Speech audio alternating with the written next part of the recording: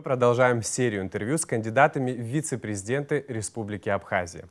Важно напомнить, что помимо бесплатных эфиров, распределенных Центральной избирательной комиссией, абхазское телевидение предоставляет кандидатам возможность принять участие в дополнительных эфирах продолжительностью 30 минут. Сегодня у нас в гостях кандидат в вице-президенты Республики Абхазия Тамаз Кецба. Он баллотируется в команде с кандидатом в президенты Астамуром Тарба. Тамаз Иванович, здравствуйте. Добрый вечер. С вашего позволения коротко расскажу о формате нашей сегодняшней встречи. У нас 30 минут эфирного времени, из которых 20 минут отведены на беседу. Остальное время на блиц-опрос и обращение кандидата к избирателям. 30-минутный таймер будет запущен после ролика с вашей биографией. Вместе с нами таймер будут видеть и наши телезрители. Тамаз Иванович, если вопросов нет, мы готовы начинать. Нет вопросов.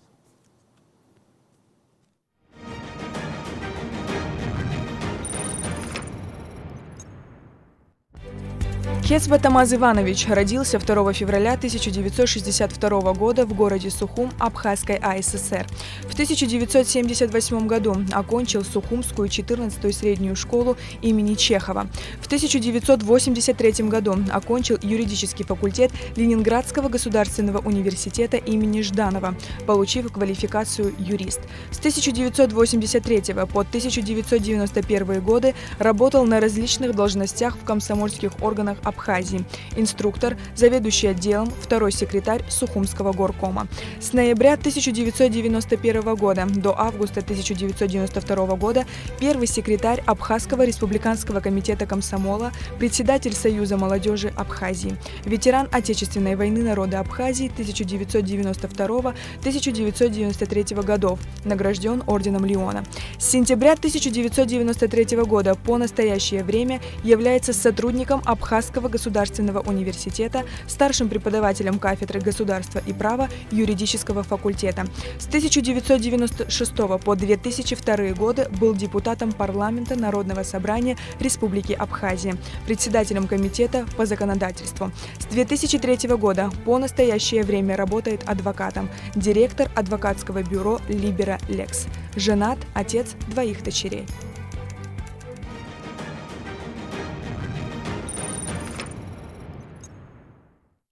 Тамаз Иванович, хотел бы вот с чего начать нашу сегодняшнюю беседу. Вы долгие годы отсутствовали в политической жизни нашей страны, но не принимали в ней активного участия. Скажите, пожалуйста, что послужило поводом в свое время отойти от политики? И в этом контексте, конечно, интересно, что же все-таки привело вас к мысли вернуться в политическую жизнь нашей страны? Сказать, что я полностью исчез из политической жизни, наверное, будет не совсем точно. Я по мере своих скромных возможностей принимал участие в общественной жизни нашей страны. В настоящее время, когда поступило предложение от Астамура Тарба, после некоторого раздумья я принял это предложение. Мне показалось, что за моими плечами достаточный жизненный опыт, профессиональные знания и кандидат, которого я уважаю, кандидат в президенты, которого я уважаю, эти слагаемые и сделали этот выбор. Вы сами говорили о том, что после того, как поступило предложение принять участие в предвыборной кампании Астамура Тарба, вы некоторое время раздумывали. Тамаз Иванович, вы могли бы поделиться с нами, рассказать, что в первую очередь вас беспокоило, какие мысли вас посещали, вот обдумывая вопрос, пойти или не пойти? Если говорить откровенно, то сомнений в своем коллеге у меня не было. То есть сам кандидат, естественно, у меня никаких вопросов не возникало. Вопросы больше личного характера. По силам ли это? Да. При всем том, что не я один оцениваем ситуацию в стране как сложную. Да. Огромный перечень очень серьезных проблем. Да, нужно будет, конечно, любому кто будет избран в качестве президента и вице-президента, и всей команде, которая победит на выборах, будет, конечно, очень сложно, и работать придется, что называется, засучив рукава. Я оценивал свои возможности максимально трезво и, так сказать, старался объективно, спрашивал у своих близких, у друзей, советовался. Вот. И это предопределило, в общем-то, выбор. Близкие поддержали ваш выбор. Ну, как вам сказать? Сказали, что окончательное решение ты должен принимать сам, потому что люди, которых я спрашивал, прекрасно, точно так же, как и я, способны оценить обстановку в стране и тот уровень проблем, который придется решать. Тамаз Иванович, вы один из авторов действующей Конституции Республики Абхазия. Вы не раз высказывались относительно положения статьи, указывающей, что президентом нашей республики может быть только лицо абхазской национальности. Вы говорили о том, что установленные в данной статье ограничения есть смысл пересматривать. Я бы хотел, чтобы вы прокомментировали. Хороший вопрос. Действительно, в нашей Конституции заложено такое условие, что президентом Республики Абхазия может быть лицо абхазской национальности. Более того, в нашем обществе, я немножко расширю ваш вопрос, в нашем обществе обсуждаются вопросы аналогичного порядка. Вот мне на память приходит обсуждение, в том числе и на телевидении, вопросы, связанные с созданием фонда демографического, да, и люди, которые задаются вопросом, почему этот фонд поддерживает узкий круг, то есть семьи абхазской национальности. Вот. Этот вопрос на самом деле не праздный. Вот. На этот счет я хотел бы сказать, что, да, кстати, некоторые наши соплеменники комплексуют по этому поводу, да, чувствуют себя неловко. На самом деле никаких оснований для этого, с моей точки зрения, нет. Знаете, что бы я сказал в этой ситуации, отвечая на этот вопрос? Вы знаете, есть и в международном праве, и в практике международной есть такое понятие, которое называется позитивная дискриминация. Вот. К сожалению, у нас не так много людей знакомы с международно-правовыми документами. Я хочу сказать, что они и в международных конвенциях присутствуют, и в деятельности даже Комитета по правам человека эта категория и эта возможность применения позитивной дискриминации предусматривается. Что такое позитивная дискриминация? Она как нельзя лучше подходит к вашему вопросу. Позитивная дискриминация – это временное предоставление наиболее благоприятного режима какой-то отдельной группе для преодоления дискриминации, имевшей место или происходящей в настоящее время. Я сейчас вам поясню, что это такое. Значит, и эта практика используется во многих государствах. Ну, что касается Абхазии, мы с вами, если мы возьмем за последние 150 лет, мы с вами попадали трижды в очень серьезные демографические ямы. Это последствия Кавказской войны, это Великая Отечественная война и это война 92-93 года. Я хочу вам сейчас сказать, что вот сейчас посещая деревни и встречаясь с избирателями, я вот побывал в двух крупных селах, в Дурипше и в Чулоу, и в школах, и в клубе, и там висят портреты погибших во время войны 41-45 года и 92-93. И там количество погибших в войне 41-45 в районе 100 человек, даже больше. Да? Ну а о количестве погибших во время этой войны называть, по-моему, это общеизвестные цифры. Конечно, пострадали и другие представители национальности, но главным образом пострадали пострадал абхазский народ. И поэтому применение таких временных мер, еще раз повторяю, заостряю внимание, это временная мера для того, чтобы выправить ту дискриминационную ситуацию, в которой мы То есть, оказались. получается, когда вы вместе с коллегами работали над проработкой статей действующей Конституции, вы предусматривали какой-то временный характер этой статьи. А какие-то промежутки временные для себя определяли? Это трудно предугадать. Ну, по-вашему, Здесь надо просто руководствоваться здравым смыслом.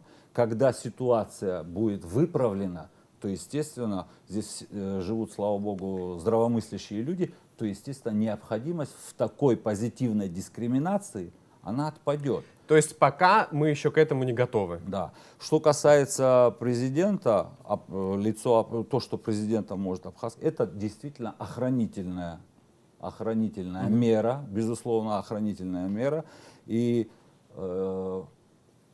я ни минуты не сомневаюсь, что когда произойдут долгожданные события, когда Абхазия будет признана большинством мировых держав, когда нас примут в международные организации, необходимость в такой мере отпадет, и в Конституции будут внесены соответствующие изменения. То есть на сегодняшний день эта мера необходима, и представители других национальностей, я вас уверяю, в большинстве своем с пониманием относятся к этой мере. Спасибо большое. Тамаз Иванович, насколько я понимаю, значительную часть своей работы, в том случае, если вы будете избраны вице-президентом Республики Абхазия, вы будете уделять конституционным реформам. Я прав? И в этой связи хотел у вас спросить, какие, на ваш взгляд, над какими конституционными реформами вы планируете начать работу? Ну, о реформах сейчас говорят все, и, значит, в том числе и о конституционных реформах. Я вам должен сказать, что Конституция, конечно, это понятно, что это основной закон. Наряду с консервативным механизмом изменения, все равно в Конституцию время от времени надо вносить изменения. И мы считаем, что такое время наступило, потому что наша Конституция была рождена войной, когда в институты власти была заложена идея концентрации всех ресурсов в одних руках, в руках главы государства, ну тогда это был председатель Верховного Совета и так далее. И после войны эта мера тоже себя оправдывала.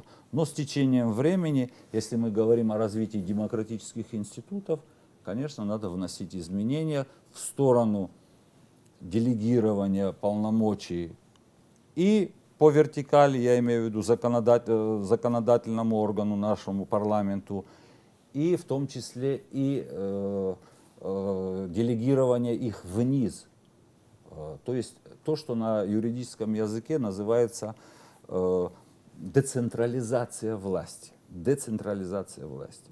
Это крайне, может быть, болезненный вопрос, потому что, к сожалению, на местах, может быть, мы чувствуем, что не всегда готовы взять ответственность на себя. Все как-то привыкли, что за все отвечает глава государства, все бегут при каждом случае к президенту, но делегирование полномочий обязательно потребует обретения этой ответственности на всех уровнях, главой поселкового совета, городского, районного звена и так далее.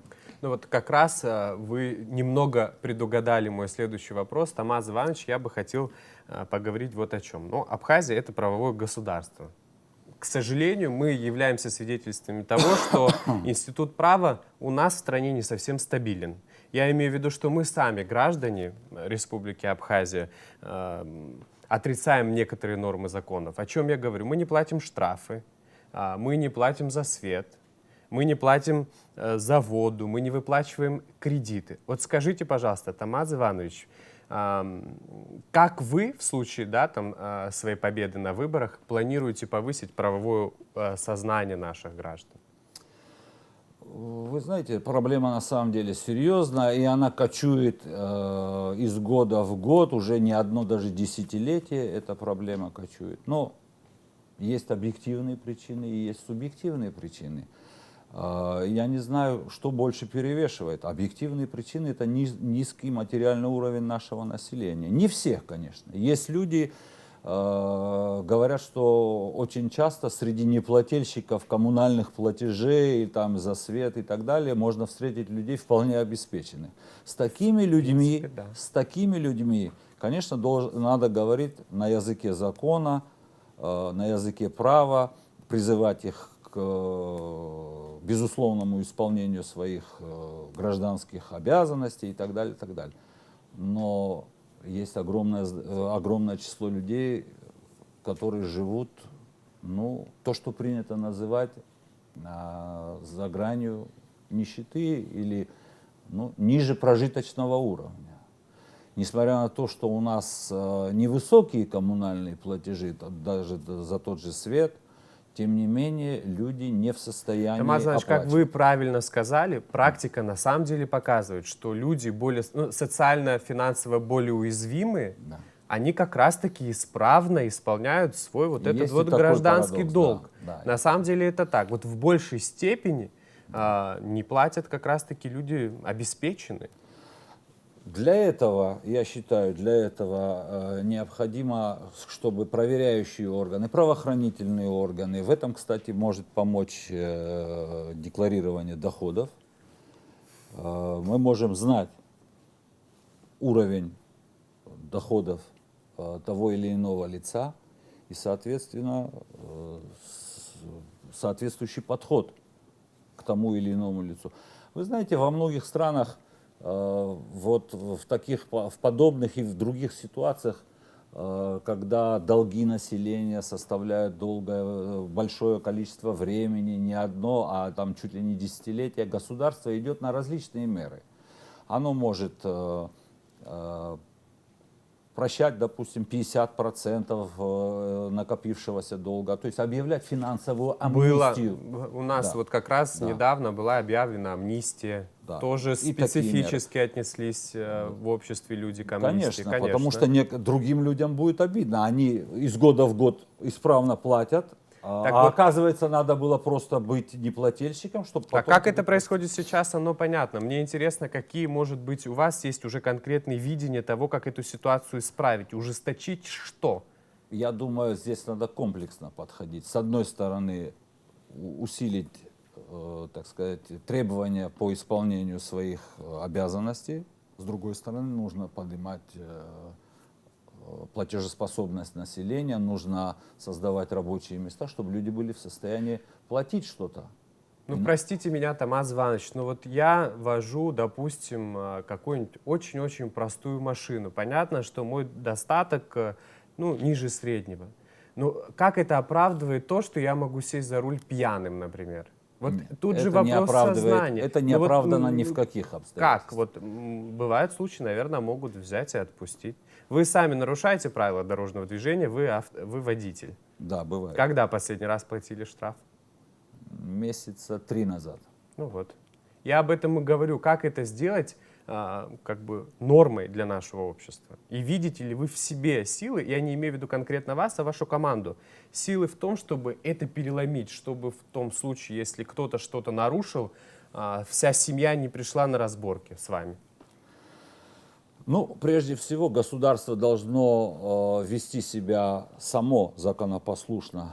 К сожалению, очень часто представители государства сами являются нарушителями закона, а наше население, когда видит, что лицо, которое предъявляет ему претензии и предлагает быть законопослушным, само далеко не законопослушное и само далеко, так сказать, от исполнения своих гражданских обязанностей. Я думаю, что эту проблему в любом случае придется решать комплексно, и она не может быть решена в какие-то короткие сроки. Надо просто системно заниматься ею, и я уверен, что прогресс обязательно будет в этом вопросе. Спасибо большое, Тамаз Иванович. С вашего позволения, хотел бы поговорить об образовании в нашей стране. Конкретно поговорить об Абхазском государственном университете, в котором вы проработали уже Почти 30 лет. Почти 30 лет, спасибо. И вообще, как вы оцениваете качество образования, которое мы получаем в Абхазском государственном университете? Ну, вы знаете как, если я скажу, что я высоко оцениваю, я думаю, что это будет немножко шапкозакидательски выглядит. Я думаю, что правильный ответ будет критично. Критично оцениваю, потому что есть очень много над чем работать и профессорско-преподавательскому коллективу с точки зрения, так сказать, увеличения своего, так сказать, профессионального уровня, повышения профессионального уровня, повышения требовательности и к себе, и к студентам. И самое главное, может, одно из главных, чтобы я, например, выделил, это возможность иметь доступ к современным научным технологиям, каким-то современным стандартам образовательным, прежде всего. У нас немало делается в этом направлении. Наш ректор очень активно ведет сотрудничество со многими университетами Российской Федерации. К сожалению, многие из этих вопросов тоже упираются в финансовую составляющую. Мы как бы часть нашего общества, и поэтому мы не можем на общем фоне благоденствовать. Да? Мы точно так испытываем те же тяготы, что и все общество. Хотел бы тогда вот от общего перейти к частному. Получается, бывают случаи, когда студент, выпускник Абхазского государственного университета поступает на работу, но он оказывается абсолютно непрофессионален, некомпетентен, он не знает, что ему делать, вообще с чего начать и как пользоваться вообще тем, или, может быть, ему не дали вагу, или вот как вот с этим быть? Это же единственный государственный университет в нашей стране. Есть какое-то видение того, как ситуацию переломить? Вы знаете, насколько мне известно, многие университеты и многие вообще высшие учебные заведения переходят вот к таким интерактивным способам обучения. Я, кстати, в 2000-е годы пробовал этим заниматься, и у нас несколько лет был такой проект, который назывался, он касался в основном юристов и историков, который назывался «Юридическая клиника». И образование там шло не в таком классическом академическом виде, как, скажем, аудиторное, да, образование, а на практике. То есть мы не читали лекции студентам, да, которые ходили в эту юридическую клинику, мы их сажали, присылали к ним клиента, он учился интервьюировать человека, потом давать ему консультацию, то есть юридическую консультацию. Все это делалось, конечно, под присмотром опытного юриста или преподавателя, или практикующего юриста. Я думаю, многие профессии, если не сказать все, то большинство специальностей потихонечку надо переводить вот на такую практическую, в практическое преломление, да, чтобы больше студенты имели возможность овладения практическими навыками своей будущей работы. Мне тоже иногда очень жалуются сотрудники, скажем, правоохранительных органов, там, прокуратуры или МВД, следственного отдела, что студенты приходят и не могут протокол составить или исковое заявление составить. Да? Но это как раз говорит именно о недостатке или нехватке вот этих практических навыков. Мы в основном в университете, так программа составлена, времени, часов не хватает, она в основном касается таких академических часов, хотя есть как бы и семинарские занятия, но их недостаточно. Тамаз Иванович, за такой продолжительный опыт преподавательской работы двойки ставили так, чтобы потом студенты отчисляли? Не припомню такого. Это говорит о вашей доброте или это говорит о том, что все ваши студенты были, как минимум, на тройку готовы? Нет, вы знаете как, если я вижу, что студент слабый, я в конце концов просто заставлю его выучить пару тем, просто пару тем. И вот меня как-то это немножко успокоит, что человек что-то знает по этому предмету. Но если я вижу, что большего не удается добиться, то вот ограничиваюсь хотя бы вот этими несколькими темами. А потом этот же студент поступает на работу и не может составить исковое заявление. Да, есть такая, наверное, да, есть такая проблема. Тамаз Иванович, вы были представлены на должность судьи Конституционного суда в парламент. Однако депутаты за вас не проголосовали. Да. Как вы можете прокомментировать эту ситуацию? На ваш взгляд, с чем связано такое решение депутатов? Ну, для избрания судьей Конституционного суда нужно набрать, нужно, чтобы проголосовало квалифицированное большинство депутатов парламента. Вот. В моем случае такого количества не было набрано. Почему это произошло? Ну, во-первых, я думаю, основной причиной послужило, что незадолго до этого в стране, ну, я могу, наверное, назвать это такая предкризисная ситуация была, связанная с требованием о проведении референдума, если вы помните, о досрочных выборах президента. Вот. И с моей стороны было сделано такой юридический анализ, и я выступил с этим юридическим анализом на большом собрании общественности, где, с моей точки зрения, я не претендую на последнюю истину в инстанции, я высказал свою точку зрения, где юридическим языком сказал, что подобная постановка вопроса противоречит действующей Конституции, нарушает вообще принцип гомогенности всего законодательства Республики Абхазия. И если мы начнем таким образом поступать, то все полетит к чертовой матери, понимаете? Если законы будут нарушать основной закон, то, так сказать, это будет абсолютным произволом и анархией может привести. Вот. У меня есть подозрение, что значительной части депутатского корпуса не понравилось это, так сказать, этот анализ, который был мною сделан, и, скорее всего, это и предопределило их выбор и их голосование. Но это моя версия, может быть, я заблуждаюсь. Тамаз Иванович, спешу сообщить вам, что вот основная часть нашей с вами встречи завершилась. Довольно быстро.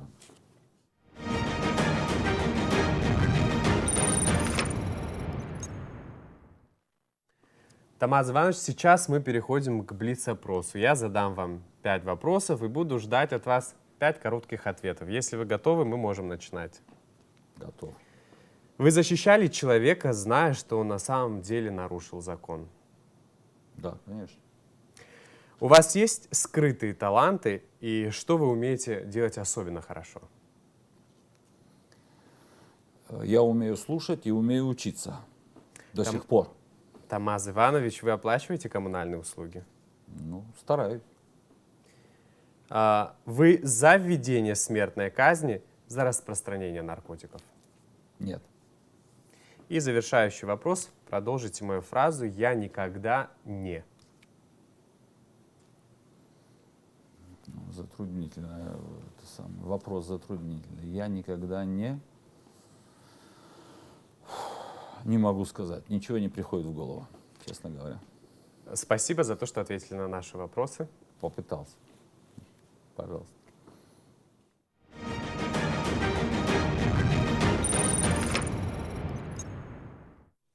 Тамаз Иванович, у вас осталось еще около 4 минут. Вы это время можете использовать, обратившись к избирателям. Мне хочется сказать нашим гражданам, что через несколько буквально дней произойдет важное политическое событие в Республике Абхазия, очередные президентские выборы. Я хочу пожелать всем нам, чтобы мы достойно прошли этот путь, избрали наиболее достойного